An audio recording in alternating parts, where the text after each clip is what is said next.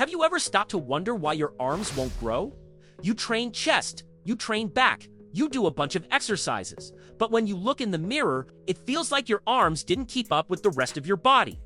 And then you think, is it genetics? Relax, it probably isn't.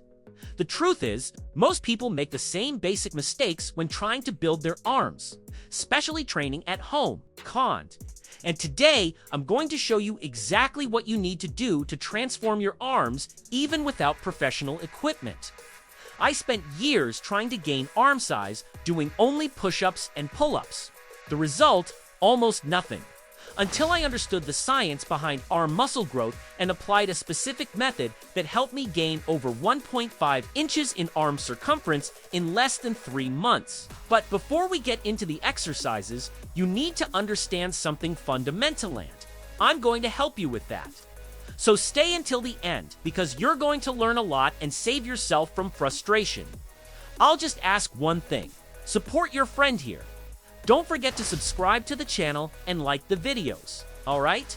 It's free, it costs you nothing, and it helps the channel reach more people who need it. So, let's go.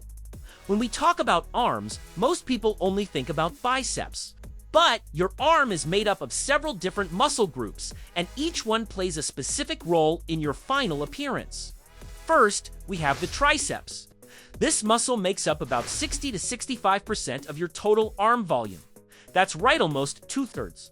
It has 3 heads, long, lateral, and medial.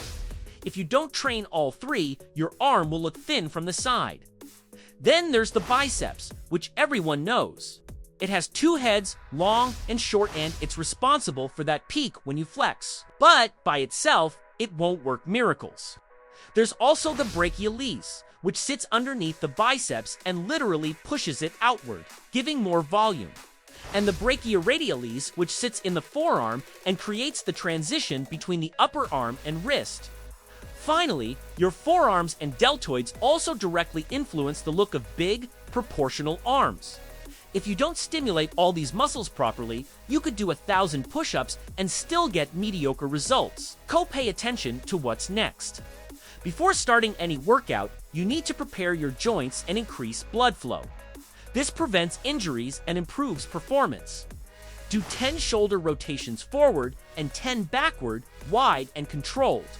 Then, elbow rotations opening and closing the arms, about 10 reps.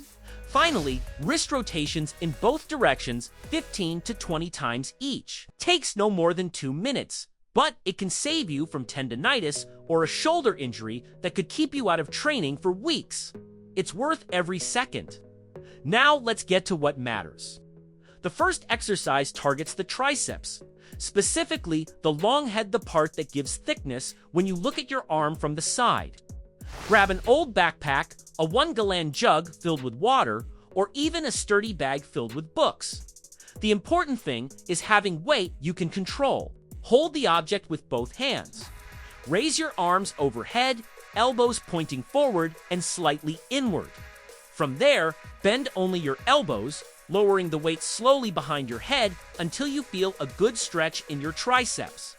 Then, fully extend, squeezing hard at the top. The secret is keeping your elbows fixed. Many people flare them out or move them backward, and that reduces effectiveness. Do 3 sets to muscular failure. If you can do fewer than 8 reps, it's too heavy. If you can do more than 20, it's too light. The ideal range is 10 to 18 reps, always pushing to failure. Rest 60 to 90 seconds between sets. Second exercise, still for triceps. Now focusing more on the lateral and medial heads, which give that definition in the back of the arm.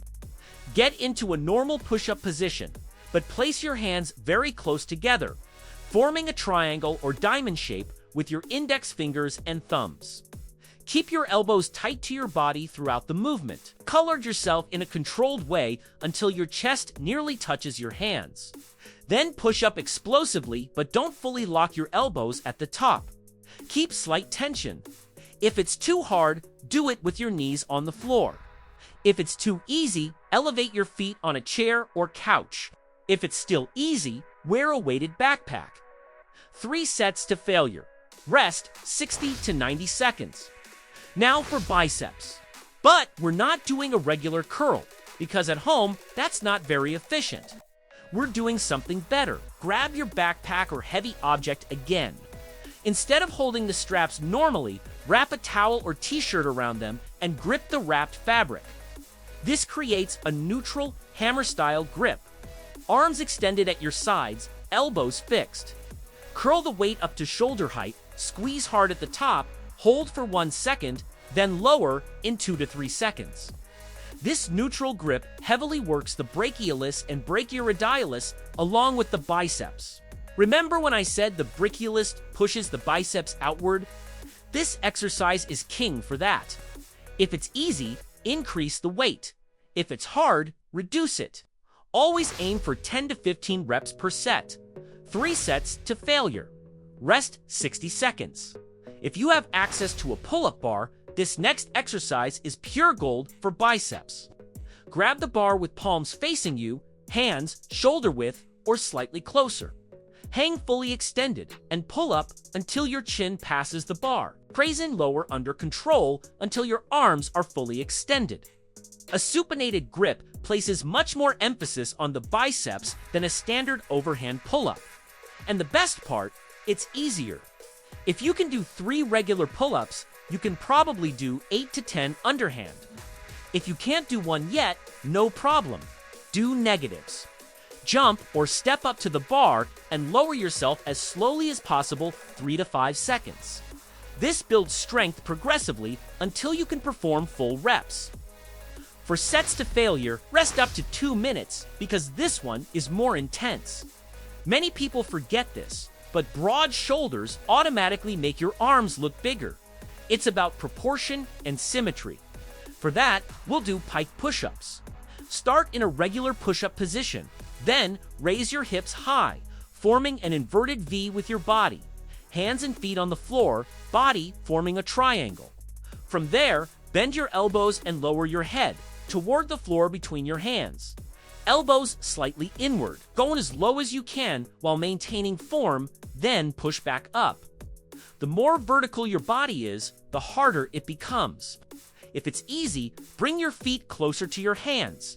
If it's still easy, elevate your feet on a chair or bed. If you're a superhero and it's still easy, add weight on your back.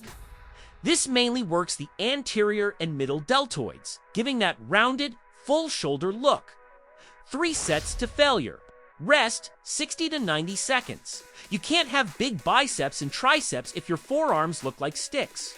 Developed forearms give the final touch to truly massive arms. The simplest and most effective exercise is the dead hang. Hang from the bar and hold as long as you can between 30 seconds and 1 minute. It sounds easy, but it's not. To intensify, hang using a towel wrapped around the bar. This drastically increases difficulty and recruits more forearm fibers. 3 sets, aiming for maximum time each set. Now that you know the exercises, here's the structure. Do this workout 2 to 3 times per week with at least 1 rest day between sessions. Muscles grow during rest, not during training. Order of exercises: overhead triceps extension, 3 sets close grip, push-up, 3 sets. Hammer curl to 3 sets underhand pull-up, 4 sets pike push-up, 3 sets dead hang, 3 sets total, about 40 to 50 minutes. Here's the secret that separates results from stagnation. You must constantly progress. Each workout, try to do 1 more rep, or add a little more weight, or perform the movement more controlled. Write down your numbers. If on Monday you did 12 reps of overhead extensions, on Thursday, aim for 13 or 14. When you consistently reach 18 to 20 reps in an exercise, it's time to increase the weight or make the variation harder. You can do the best workout in the world, but if you're not eating properly, your arms won't grow. Simple as that. Make sure you're consuming enough protein, about 0.7 to 0.9 grams per pound of body weight. And eat in a moderate calorie surplus, about 200 to 300 calories above maintenance. You don't need expensive supplements. Real food works. Eggs, chicken, beef, fish, beans, rice, potatoes, fruits, and vegetables. Let me be honest with you. Don't expect to gain 4 inches on your arms in a month. That doesn't exist. But if you apply everything I showed you consistently, in 8 to 12 weeks, you'll see significant changes.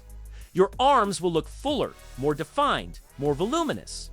Many people start excited and quit in the second week because they don't see immediate results. Don't be that person. Muscle growth takes time, especially training at home.